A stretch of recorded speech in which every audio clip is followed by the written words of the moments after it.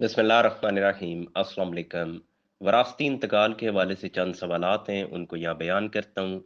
पूछा ये गया है कि फ़ीस कितनी लगती है, सेकंडली कि इसमें कागज़ात कौन से चाहिए और थर्डली कि इसका तरीक़ाकार क्या है। कागज़ात पे अगर आएँ तो आपको डेथ सर्टिफ़िकेट चाहिए जो बंदा फ़ौत हो गया है। फिर आपको एफआरसी फैमिली रजिस्ट्रेशन सर्टिफ़िकेट चाहिए। नादरा जारी करता है, उसमें ये पता चलता है कि इस मुतवफ़्फ़ी के वारसान कौन से हैं।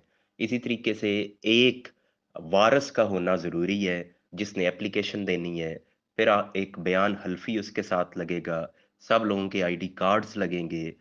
फिर जहाँ बयान की स्टेज आती है, जो तहसीलदार साहब या रेवेन्यू ऑफ़िसर के सामने बयान होता है, तो उसमें जो वारिस है, वो भी मौजूद होगा और उसके साथ 2 विटनेस भी होंगे, जिसमें प्रेफ़रेबली जो नंबरदार है, वो मौजूद होगा। वो आके तस्दीक करेगा कि वाक़ई मुतवफ़्फ़ी के वारसान यही लोग हैं जिनका ज़िक्र आया है। इनके अलावा कोई दीगर बंदा नहीं है।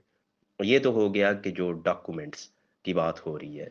अब आ जाएँ कि इसका तरीकाकार क्या है? तरीकाकार अब ज़रा आसान हो गया है। पहले तो ये था कि आपने अराज़ी रिकॉर्ड सेंटर में एप्लीकेशन देनी है, वहाँ से जाएगी तहसीलदार के पास, तहसीलदार से पटवारी साहब के पास, पटवारी साहब शजरा बनाएँगे, फिर यही ट्रैक पे वो वापस आएगी, बीच में गर्दावर साहब भी आ गए, फिर तहसीलदार साहब उनके सामने बयान होंगे, फिर वापस ये पहुँचेगी अराज़ी रिकॉर्ड सेंटर में यानी कंप्यूटर सेंटर में और वहाँ एडीएलआर साहब इसकी एंट्री की इजाज़त देंगे।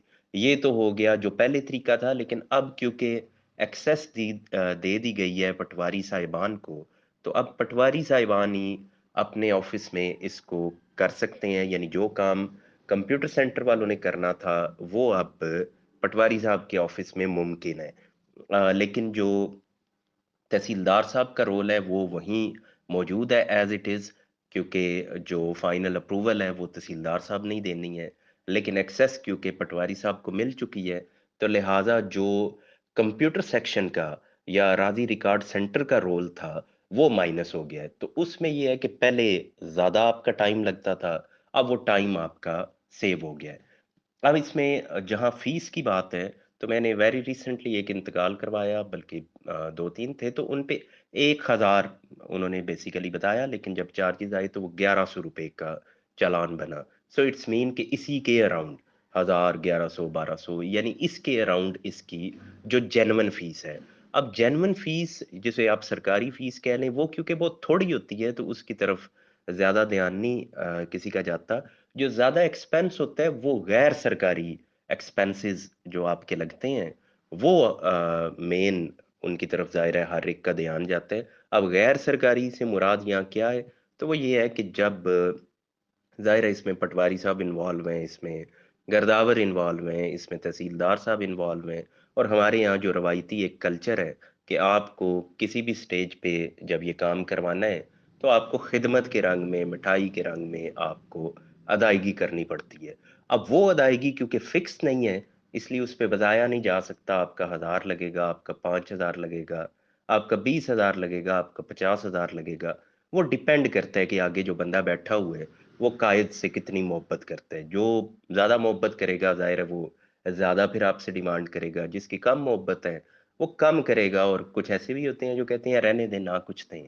तो इस तरह से भी काम चल जाता है। लेकिन जो एक्चुअल फ़ीस है वो ₹1000 और एक इसमें बिल्कुल फ़ज़ूल की फ़ीस है।